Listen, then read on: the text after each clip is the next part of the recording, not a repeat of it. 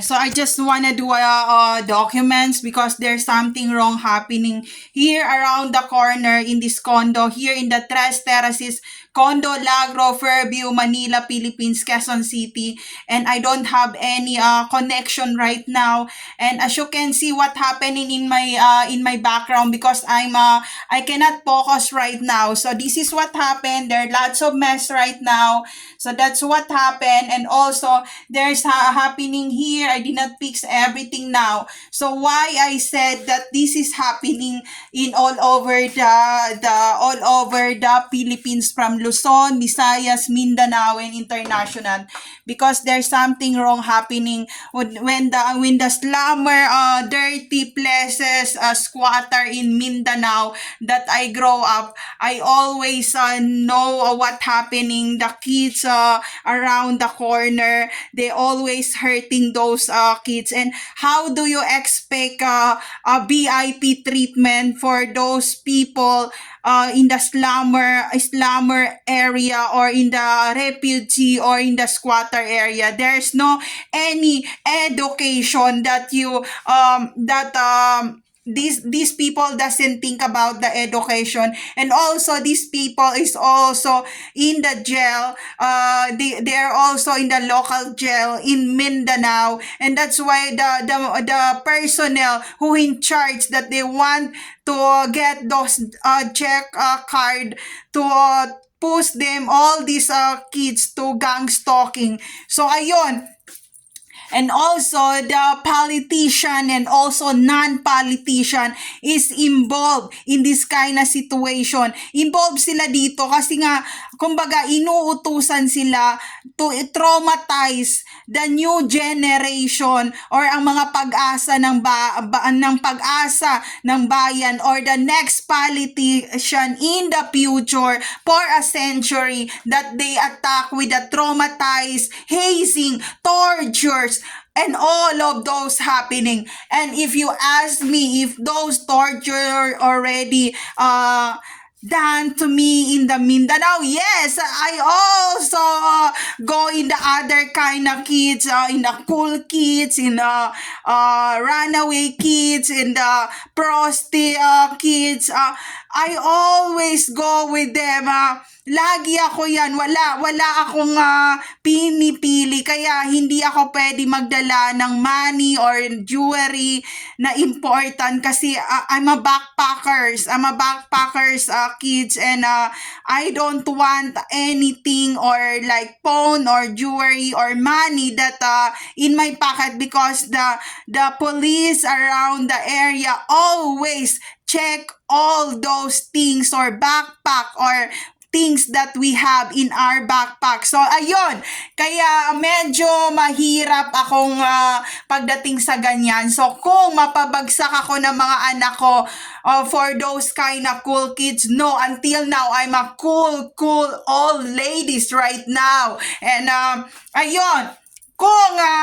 Kung inaakala nyo na mapabagsak nyo ko, hindi ako matotraumatize, and nakakainis lang talaga because I don't have voice and I don't have power to push through, to fight for all those kind of people that mix here in the Philippines from Luzon, Visayas, Mindanao, and international.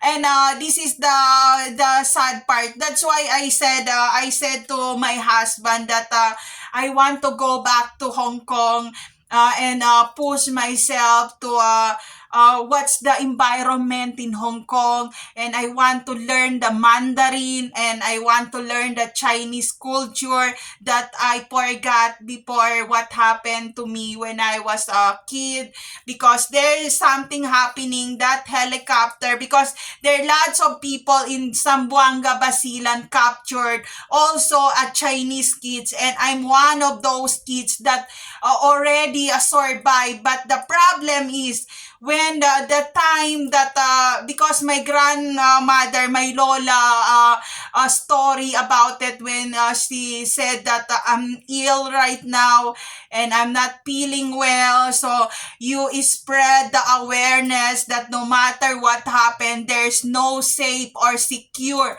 to to all people, targeted people, individuals from Luzon, Visayas, Mindanao, and international. And she said that I reveal what's happening to you. You are not here. You are Chinese, and you are from Hong Kong and not here. And we teach you to the dialect here in Mindanao because we say goodbye and rest peace, and we cannot walk, we cannot talk now, and just to reveal those kind of emotion until we alive and not take our breath in the laying down of our illness. That's my grandmother said about it, and I said, I know it, I feel it, that I'm not one of these kids. And also I did not forget my childhood. And there's happening that we go in Zamboanga, Basilan, and then there's a helicopter that capture all those Chinese from Hong Kong.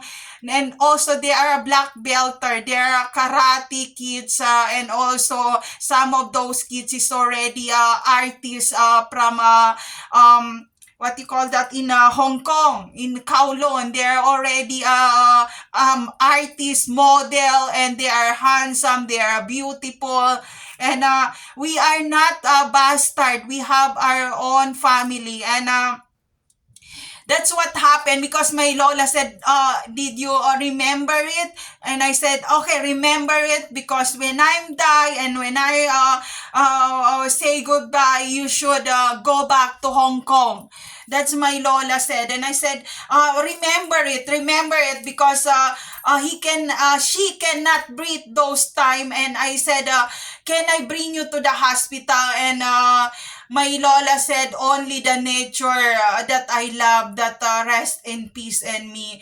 And if I die or what happened to me, please go back to your root or your Chinese culture and don't come back to Mindanao. And that's what happened. And I don't know, I forgot the name, but I still remember those times. So what happened in Zamboanga, Basilan, there was a helicopter for limited kids down in Basilan those time, in island, in Zamboanga.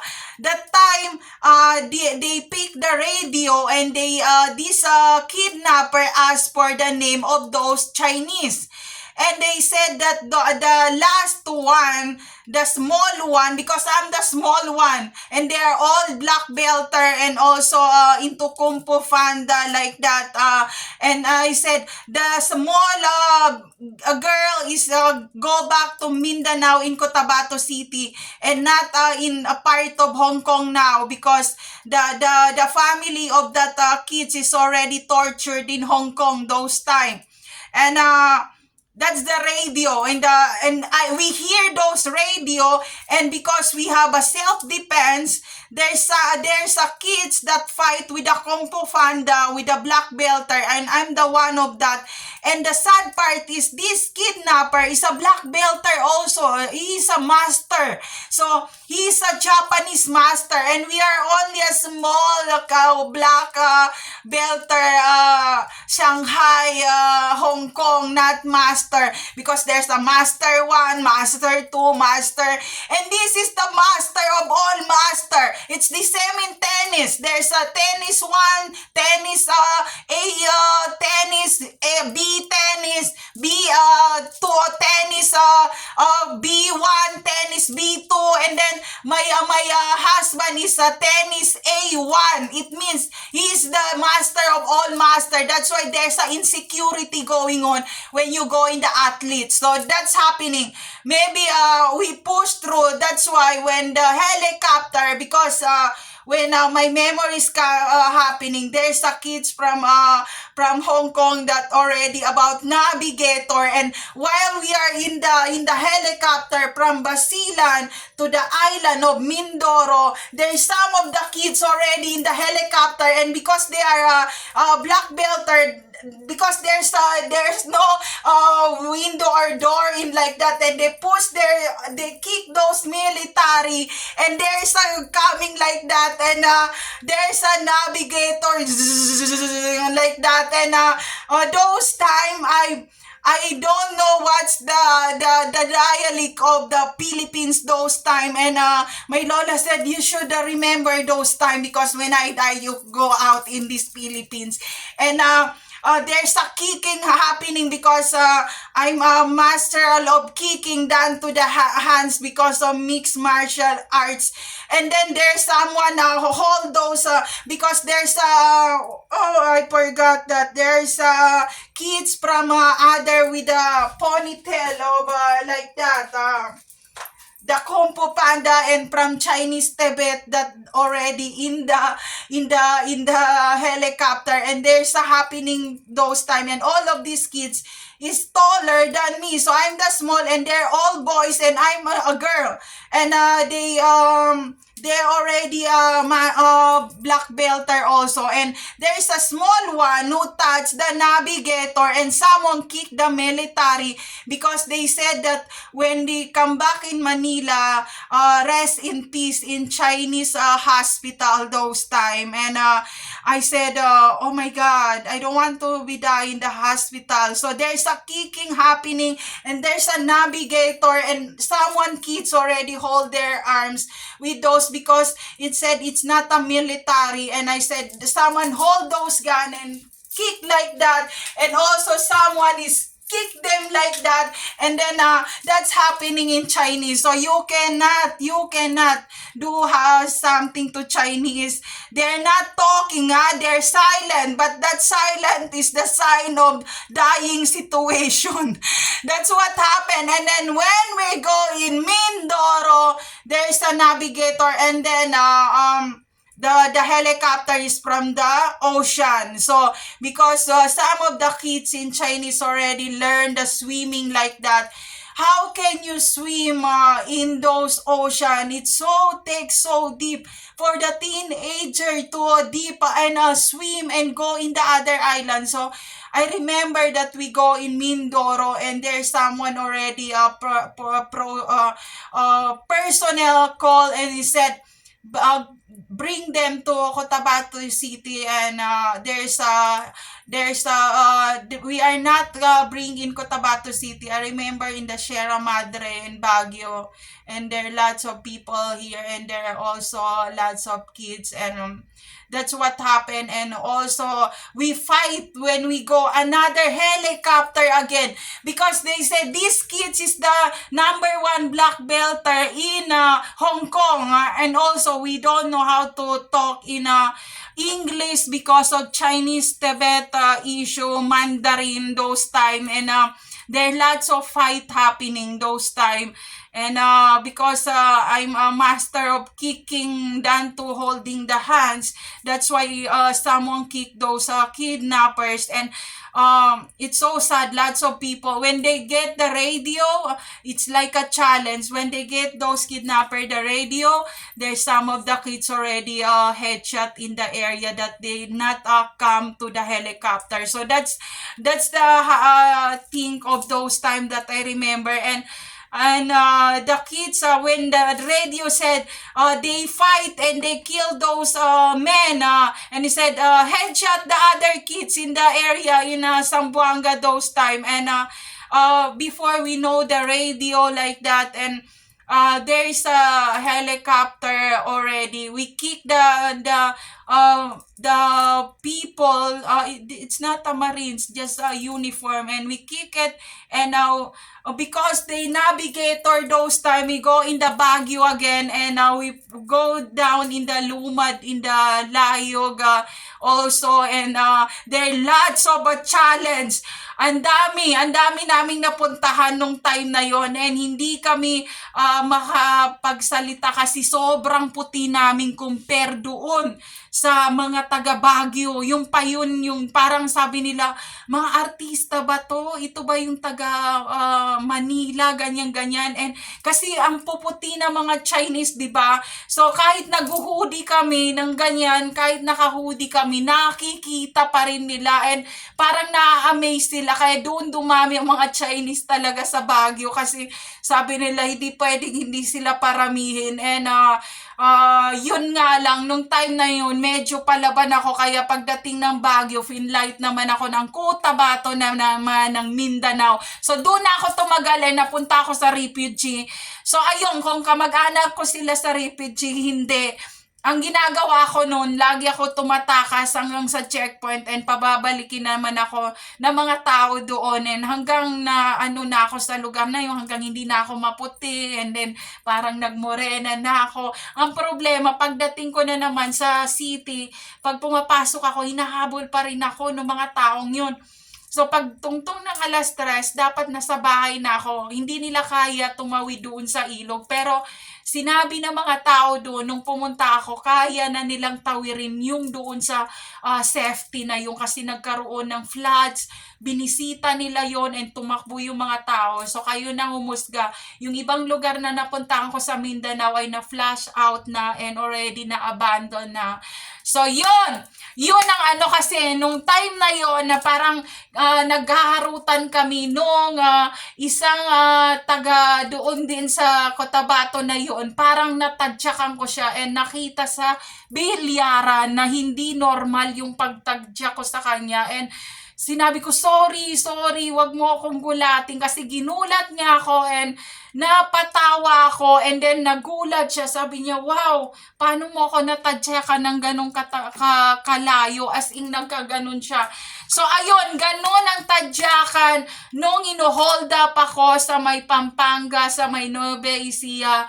Gasgas at gumulong talaga ang mga pangyayari nung time na yon. So ayoko na magkwento. Yun na yun. Kung saan man, thank you at tinuruan nyo ako ng self-defense. Hanggang ngayon, nagsi-self-defense pa rin ako. Hanggang ngayon, magsi-senior citizen na ako. Nagsi-self-defense pa ako. Kaya tuwing madidinig ko ang Zamboanga Basilan, medyo gusto kong lumabas ng school and tumakbo pabalik sa bahay. Kasi yan yung kaya yung meron yung YouTuber na sabi ko, pwede ko pang puntahan ang Zamboanga Basilan para maalis yung galit ko na namumuo nung time na yun and also bumalik yung iba kong memory. And sabi niya, ma'am, hindi po pinupuntahan yung island, hindi po pwede yung kasi sinabi ng Zamboanga City na not allowed to go in Basilan, ganyan. Sabi ko, gusto kong puntahan. Sabi niya, hindi lahat tumatawid doon sa lugar. So, ayun, tingnan natin kung saan tayo makarating. Wala pa rin akong signal. So, ayun, there's no safe place to all targeted individual out there. Take care always, everyone. Bumalik yung memory ko nung time na nagkasalpukan kami ng asawa ko and nabagok yung ulo ko and parang nagrembo-rembo and parang gumanon ako and sabi ko, aray, ang sakit ng ulo ko. Aray, ang dami kong naaalala. Sandali, gumanon ako. Sabi ko, sandali, sabi ko. Tapos tinulak ko siya. Sabi ko, uwi na ako ng Pilipinas, please. Tapos tinatanong niya ako, ano yung sa memory ko? Sabi ko, please get out, please. Maghiwalay na tayo. Sabi ko, may mga memory ako na hindi ko pwedeng sabihin. And nung pumunta kami ng Hong Kong, sabi ko, I really miss this place, Hong Kong. So, ayun! Kung alam ni Hiro, ni Gabi ang about sa Chinese issue, kaya take care everyone to all the Chinese out there. Ni hi. Kasi nga mahirap ang kalaban talaga kasi master of all masters. So magpray tayong lahat because Buddha is not a God or a Lord. Buddha is for awareness because Buddha is one of the targeted individuals na naging gabona, naging half human and half ghost. Yun lang siya, nakaupo lang siya just to remind all the people that if you're not listening, if you do some sinner in your life, this is what happened to you. You become fat and sit and you cannot walk anymore. But the kindness of all of that, the people see how your kindness that you spread to all people all over the world. So ayun, there's no safe place to all targeted individual out there. Take care always, everyone.